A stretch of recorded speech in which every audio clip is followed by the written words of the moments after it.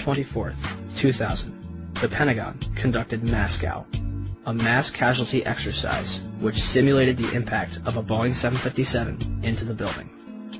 I'm very curious, and as time goes by, it gets you more curious as you have time to dwell on the details and all the information that's becoming available. I can't drive my car that well, but I can't imagine somebody just climbing behind the wheel of an airplane and doing what they did and doing it so well. Basically, it was the strangest day I've ever spent in my entire life. It was like in slow motion. I get chills every time I hear the audio. Physically, I swear I get chills every time I watch the video. I can feel the heat. I can smell the fuel. I can smell the burning. There's been a lot of curiosity, I think, in time, and even for me, who was there.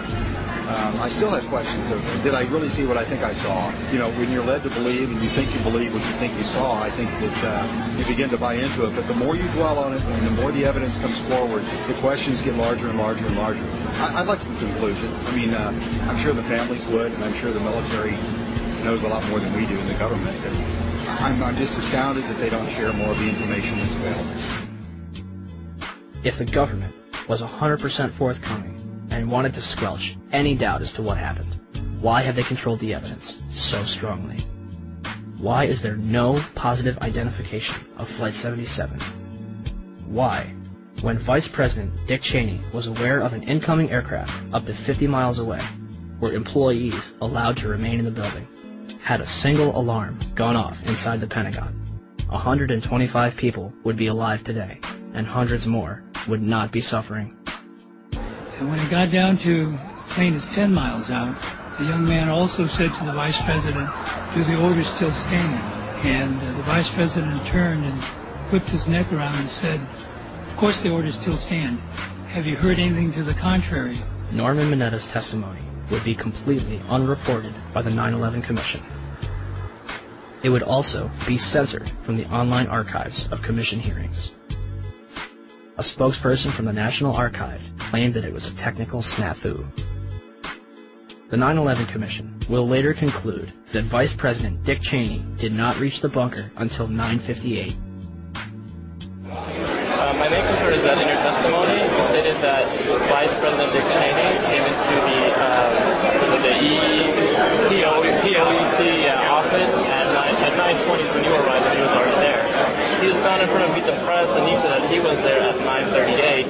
They did that because they'd received a report that an airplane was headed for the White House. This is Flight 77. Which left Dulles. Flight 77. It left Dulles. Best we can tell, they came initially at the White House. The plane actually circled the White House. Didn't circle it, but was headed on a track into it. Tracking it by radar. And when it entered the danger zone and looked like it was headed for the White House was when they grabbed me and evacuated me to the basement. The plane obviously didn't hit the White House, turned away and we think flew a circle and came back in and then hit the Pentagon. Yeah, the 9/11 Commission report, it's in there at 9:58 that morning. 58? Yeah, I don't know if you got a chance to read it, but it puts in half an hour later. So I don't mean to ask a rhetorical question, but to the best of your recollection, was Vice President Dick Cheney already there? Absolutely. The flight you're referring to is the flight that came into the Pentagon. This was before American Airlines went into the Pentagon. Yeah. Norman Minetta was in the bunker with Cheney, and so the fact that that wasn't in the 9/11 Commission report was rather odd, don't you think? Yeah.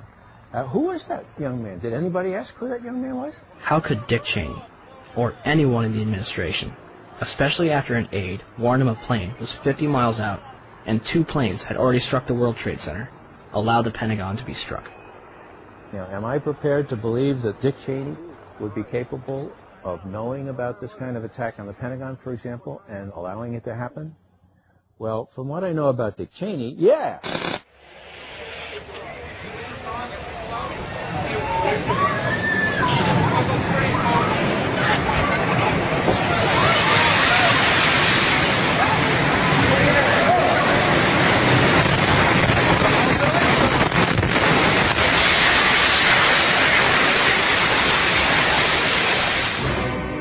9:59, New York City, New York.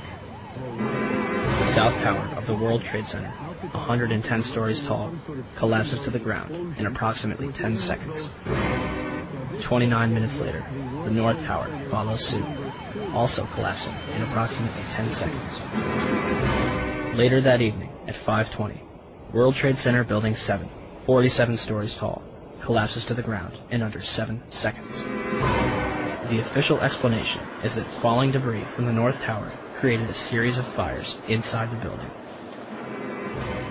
If this is true, it would be the third steel-frame skyscraper in history to completely collapse because of damage and fire. The first two would be the Twin Towers. February 23rd, 1991. One Meridian Plaza, a 38-story skyscraper in Philadelphia, burned for 18 hours across 8 floors. It is later described by officials as the most significant fire of the century. It did not collapse.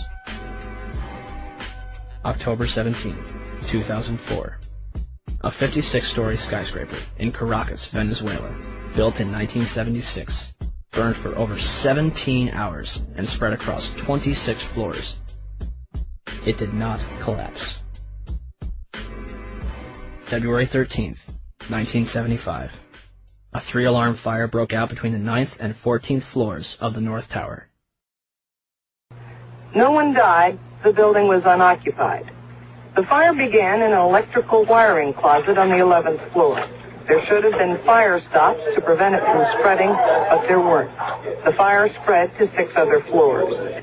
Even without a sprinkling system, fire department officials and building officials here say that there's no chance the World Trade Center could become a type of towering inferno.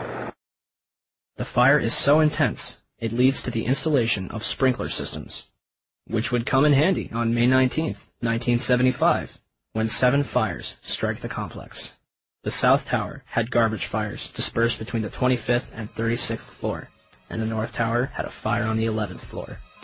6 of the fires were minor, but the 7th on the 32nd floor of the South Tower caused heavy damage.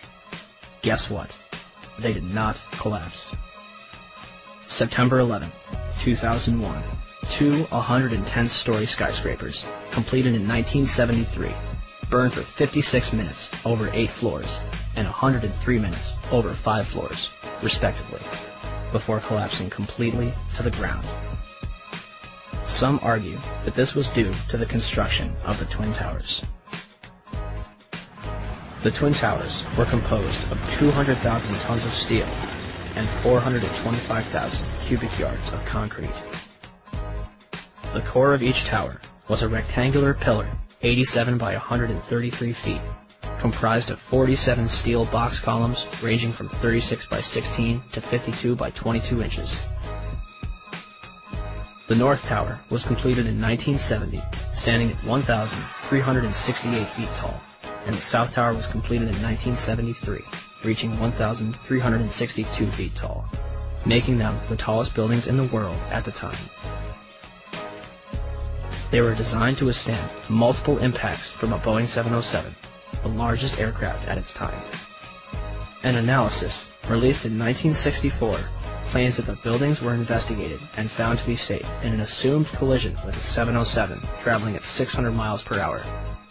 Such collision would result in only local damage which could not cause collapse or substantial damage to the building. A 707 has 4 engines instead of 2, and its cruise speed is 607 miles per hour. The Boeing 767s that struck the North and South Tower were traveling at 440 and 540 miles per hour, respectively.